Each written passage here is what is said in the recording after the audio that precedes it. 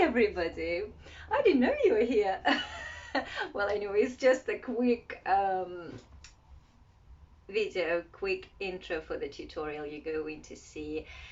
Now, this is a tutorial from the very beginning until the end, the way I am creating portraits, pastel portraits, my professional pastel portraits. It's not about this one. This one I'm working at the moment. He is lovely, fluffy, chappy. Well, anyway, that's another portrait which I've done earlier, and I will share with you some of my techniques, some of my ideas and the tools I'm using when I'm painting. As I said before, I'm self-taught artist, and but I've been working professionally with pet portraits for years now. So hopefully some of my ideas and the way I'm painting with pastel will be helpful to you if you are interested in the same kind of, style, or thinking about start doing pet portraits, already working on it, or just want, like, to draw, to paint, which is a wonderful thing to do. So if you will want to ask me something or ask me to do some more tutorials on a particular topic, please leave the comments, and hopefully you will enjoy the video. Thank you very much. See you later.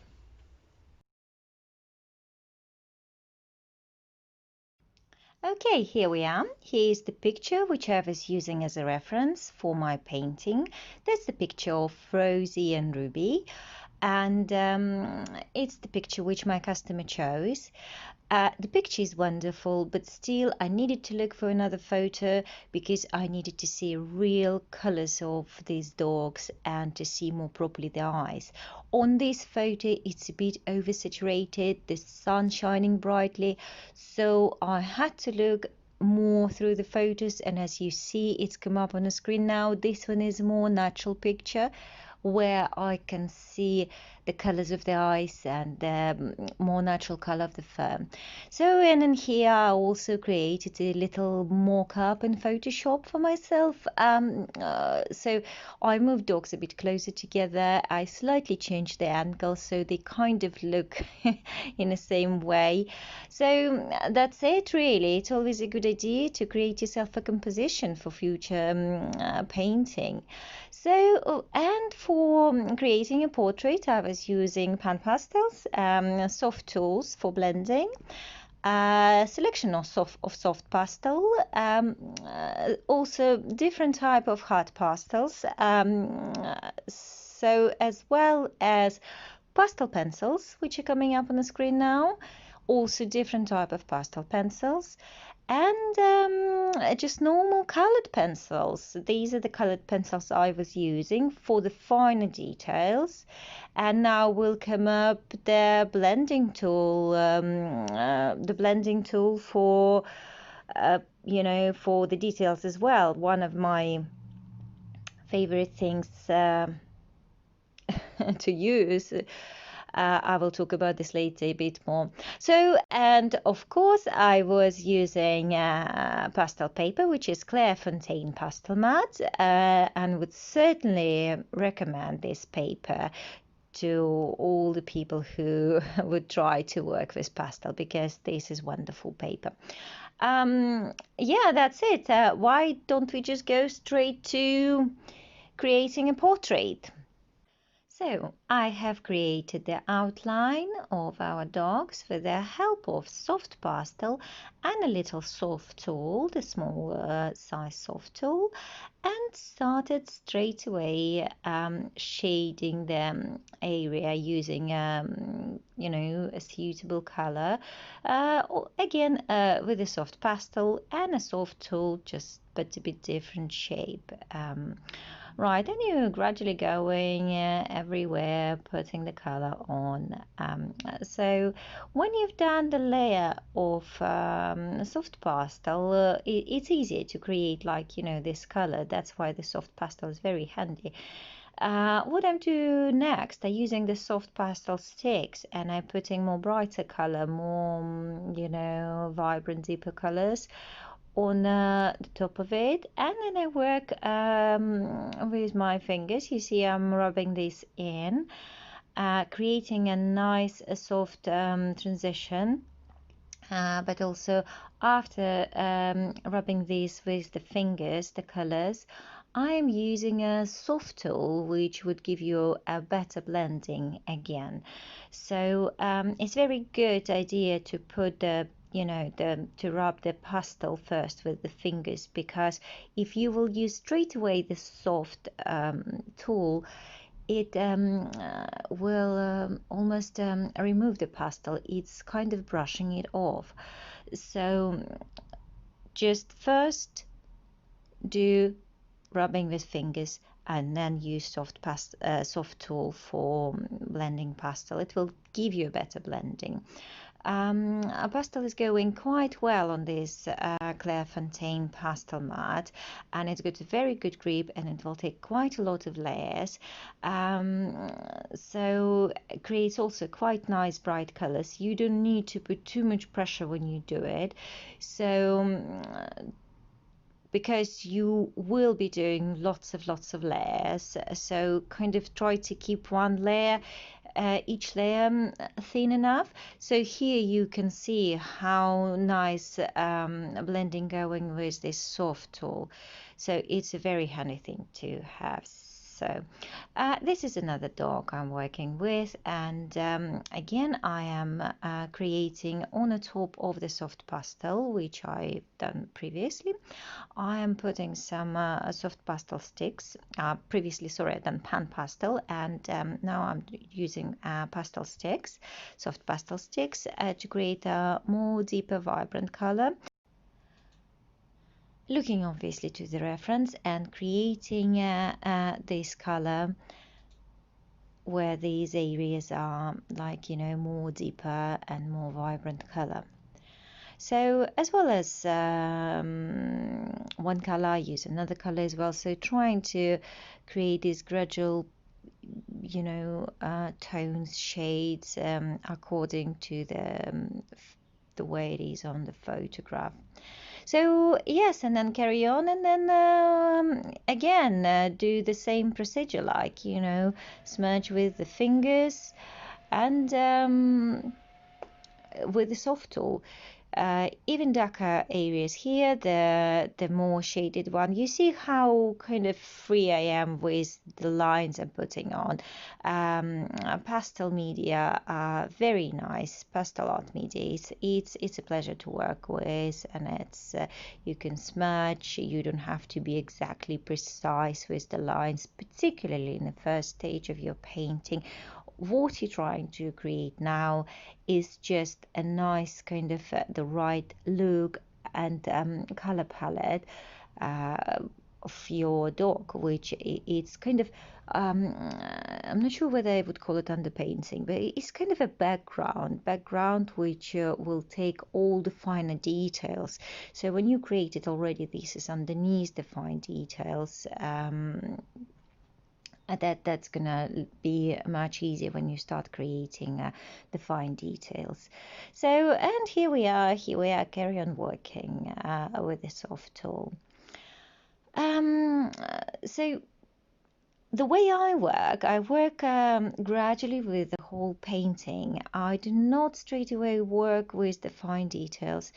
I work layer by layer, but with the whole painting kind of all together.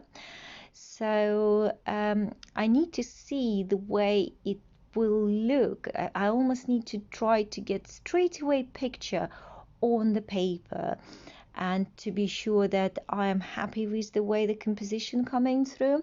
That's why I cannot really start working with the fine details straight away, because it will not be easy to, to adjust them.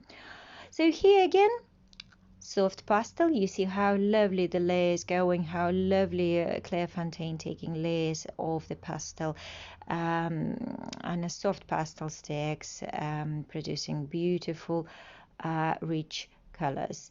And the same technique, first of all the soft pastel, and then rub it in with your fingers, and then rub it in with a bit of a blending tool, creating a dark areas here, particularly because trying to create the depth.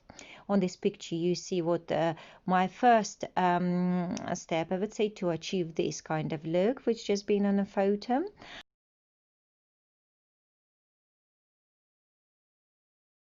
Right, and here we move to the next stage of my drawing, and this is where we're creating the look of the fur, actually the direction of the hair on the dog's fur. And I'm using quite a lot of times the hard pastel sticks for this. In this particular video I would like you to kind of notice that I'm not only using like the colors which orange and brown. A lot of times, in spite of just looking like one color, the fur will have so many more different colors. And if you look properly at the photographs and just try to look at it and see more colors into it, they are all there. So to just try to see it and use different colors there. So just jumping in here straight away, this is where I'm working on the eyes a bit more. Unfortunately, my camera didn't really focus on portrait here. It more focused on myself, but nevertheless, you can see the way I work as well a little bit with the details. Again, I don't do it very precisely. I just creating an idea of it, because I really need to see how the portrait coming up, how composition works, and did I manage to get the right look, the right composition. And when I've done a bit of work with the eyes, moving again to the direction of the hair on the face of the dog, always looking at the reference photo, always trying to see what directions are. So you don't have to be very precise again, because it's just another layer on our portrait. You carry on creating these layers using some different colors as well, which you can see on the portrait. Right. So, and again, using hard pastel sticks, and here I am using a bit more of a lighter color, because this is a quite highlighted area on the dog, and carry on in direction of the way the fur is going. Always look at the reference.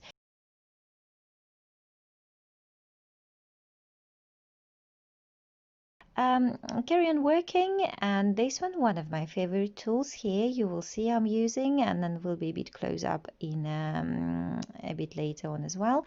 This is called the blending tool, and I love it because it's just with the blending tool you can achieve a certain effect on the fur.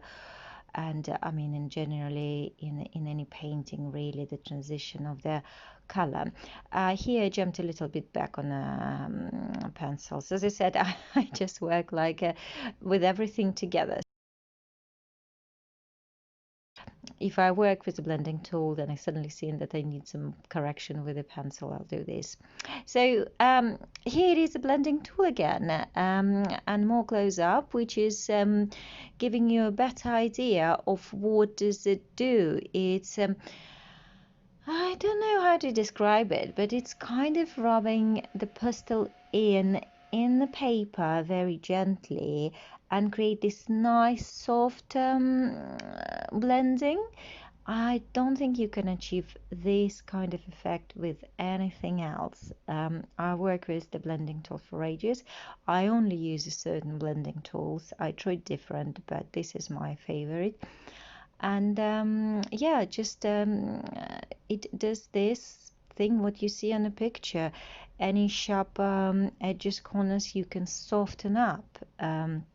If you will see in a minute you will see that, for example, this edge where the kind of highlighted area and dark area, if I'll go through this like this, you can see how nice and lovely you can create this transition between these two colors.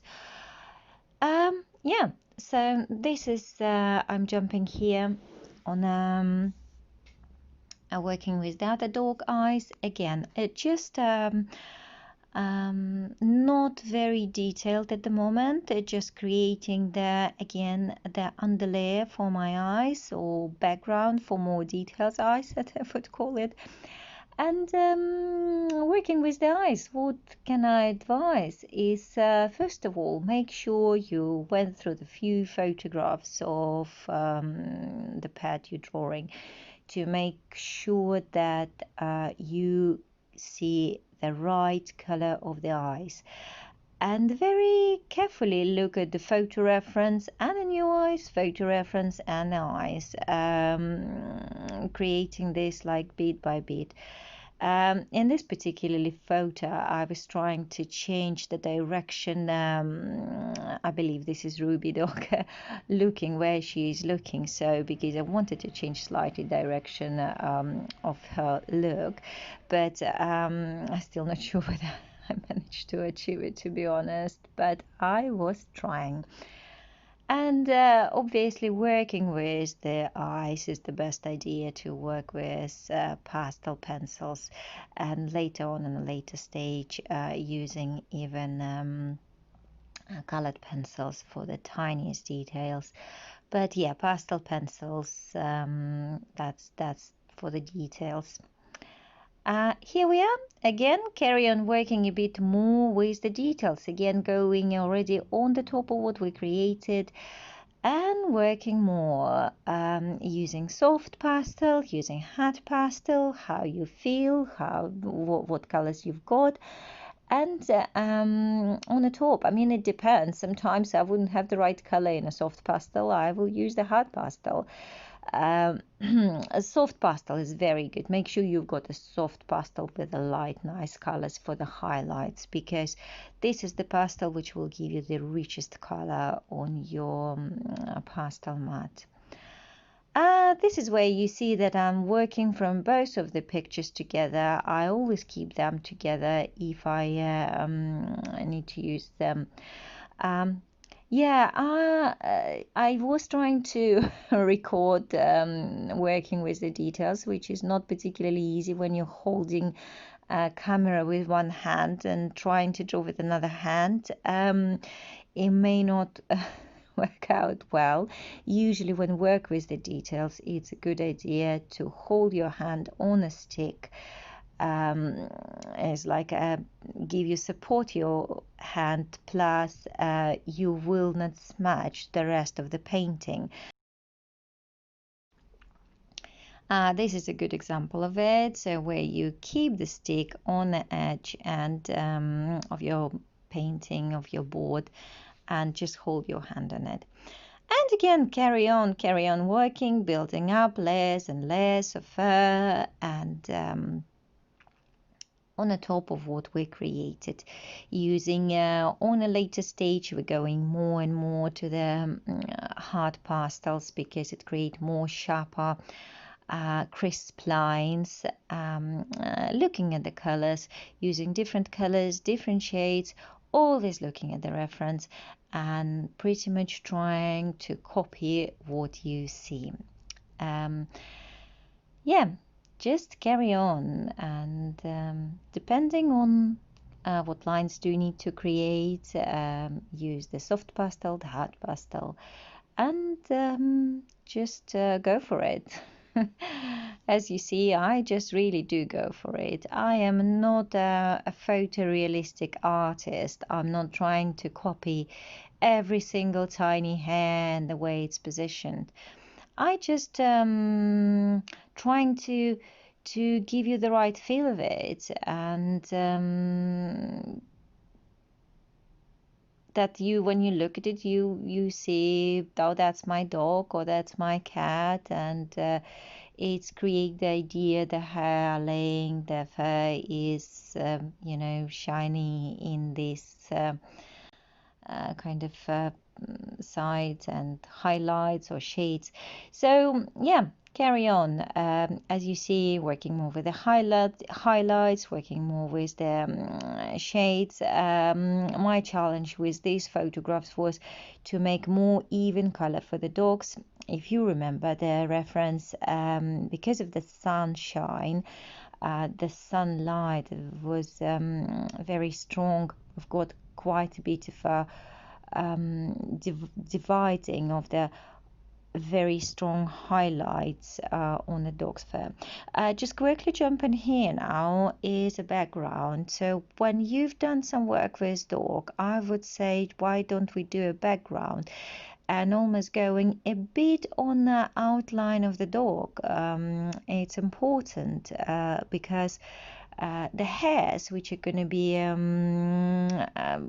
on the edge of the dogs, they will have to go on the top of the background. So when we do the background, which I do with a pan pastel and soft tools, depending on how you like it, you carry on doing the way you like it, but my way is pan pastel. This is the best.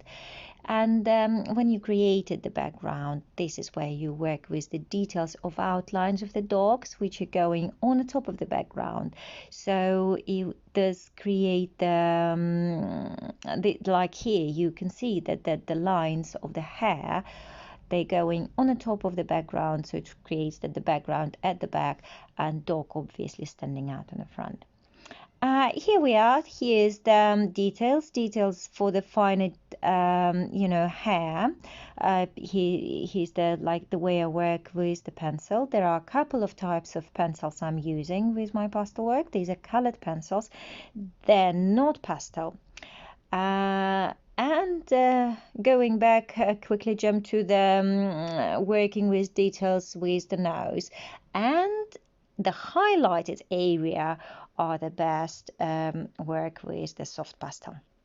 Which is not particularly a convenient thing to do, because a lot of times you have to hold the tiniest piece of soft pastel in your hands and go for it. But that works the best.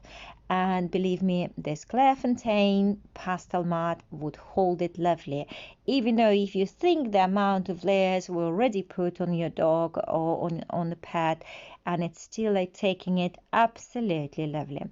That's why it's definitely my advice. Just go for Clairefontaine pastel mat and some good quality pastels, and I'm sure you will be able to create something very special. Yeah, here we are. Carry on working with the details. You see, firstly, I concentrated more on the faces of the dog, and then I kind of moved. I always do this. I don't give too much attention to the bodies, I believe, when it is a head and shoulders portrait. I just, when I've done pretty much, when I'm pretty much happy with the faces, then I will move to the this little area of head and shoulders, which is called. And this is a very good example. You see, I'm going on the top of my background. On the background, you can see some sparkles, which is great. I think it's great. I love it. It's one of the new pan pastels I'm using, which has got sparkles in them. And I only use it for the background. I do not use it for the dogs itself, but I found it very nice and magical to have these little sparkles. Yeah, so kind of carry on working and creating the details. And as I said, since I'm not photorealistic, not precisely realistic, I don't know really how it is called, but since I'm not this trying to copy every single detail, I just work. I give the idea of the hair laying, and I see the direction and some curls, and just go for it. Again, you can still, even in this stage, if you feel like you could do with some darker area, you can go and do a bit more background for the details. Like you see, even though I've worked quite a lot with the details, I just decided that that area has to be much darker, and pretty easily done with the pastel. Rub it in with the fingers, as you remember, yeah, from the beginning, and then a bit of the soft tool. And then again, working with details. The final touches are working with the highlights, with the really, really highlighted areas on your pads. That would be the best. And for, like, the last and the best thing for this is certainly soft pastel. Usually they're quite thick sticks. It's not easy, but it's achievable. Yeah, that's pretty much done. We really kind of finished now. So here we are. Here's on this picture. You can see that that was the photo reference, and this is the result we achieved. I achieved, and I hope you achieved something really fantastic. And keep on painting. So this is called painting, even though we draw with the pastel, but since our area of the, like, paper pastel mat, whatever you using, it's completely covered with the color. It's called pastel painting. Yeah, and good luck to you, and I hope you will create something really incredible. See you next time. Thank you for watching.